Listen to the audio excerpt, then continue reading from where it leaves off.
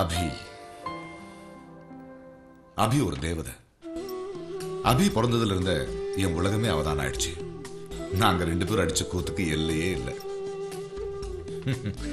அபிக்கு 3 வயசு இருக்கும்போது ஸ்கூலுக்கு போக ஆரம்பிச்சா. என்ன நானும் அவ கூட ஸ்கூலுக்கு போக முடியலன்னு வருத்தமா இருந்தது. யாரோ என்கிட்ட இருந்து அவளை பிரிக்க முயற்சி பண்றாங்கன்னு கோபமா இருந்தது. ஒரு சின்ன இடைவெளி.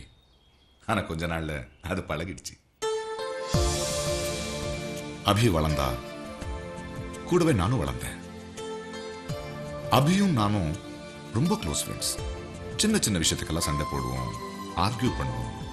ஆனா எவ்வளவு சண்டை போட்டாலும் அவ ப்ளீஸ் ஒரு வார்த்தை சொன்னா போதும், நான் அப்படியே சரண்டர் ஆயிடுவேன். அவளோட 18வது வயசுல காலேஜ்ல ஒரு பையன் அவளுக்கு லவ் லெட்டர் கொடுத்தான். ரொம்ப அப்செட் ஆயிட்டா அபி. என்ன பண்றதுன்னு தெரியாம என்கிட்ட தான் வந்தா. இப்படி ஒவ்வொரு விஷயத்தையும் என்கிட்ட வந்து சொல்லுவா, ஷேர் பண்ணிப்பா.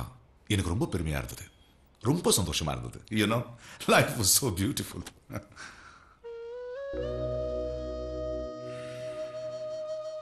ஆனா 23 வயசுல வாழ்க்கை நடத்த கட்டத்தை பத்தி அவ யோசிச்சப்பதான் பெரிய அதிர்ச்சியா இருந்தது.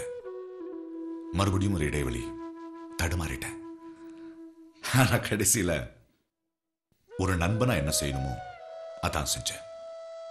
அபியை புரிஞ்சுக்கிட்டேன், வாழ்க்கையும் புரிஞ்சது. அபி என் மகள்.